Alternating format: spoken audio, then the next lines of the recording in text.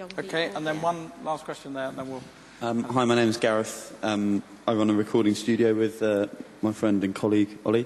And basically, we got a loan from the Prince's Trust because we were turned down by the banks. But we've been through that before. But during the kind of early stages of our business, we've had to spend the loan from the Prince's Trust on the building works that we had to have done, and there's none kind of left over for our wages, as it were.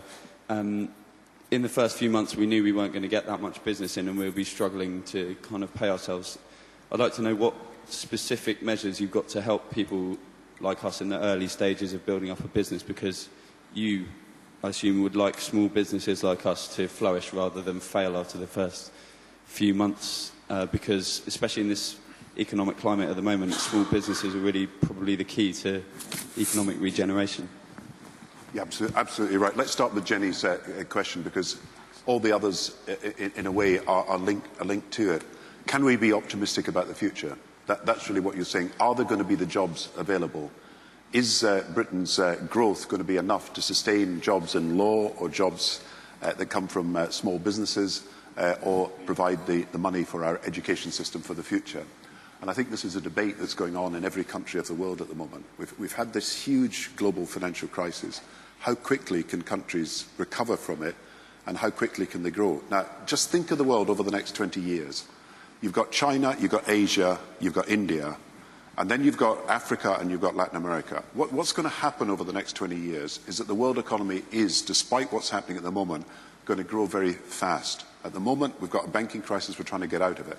Because, why is it going to happen? Because you've got people who are producers of goods at the moment in Asia, but they want to be consumers of goods as well. So they want to buy things. They want to buy products that are good products. They want to buy the top products that are products that we can make here.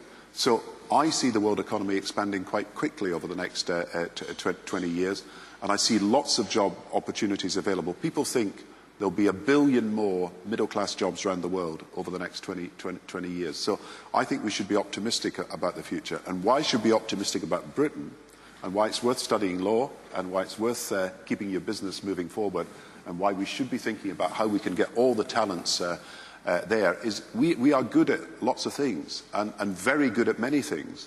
And there's a whole range of sectors where our products are going to be in demand, and our services, like law, are going to be in demand in the future.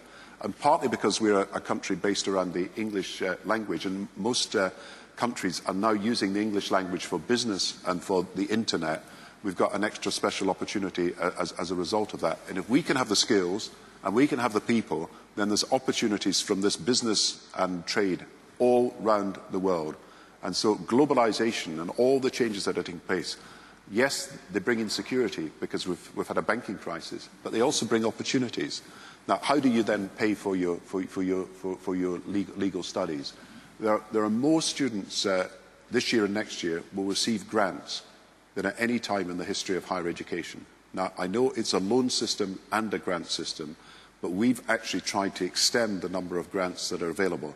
I don't know your particular circumstances, but I know that grants are available.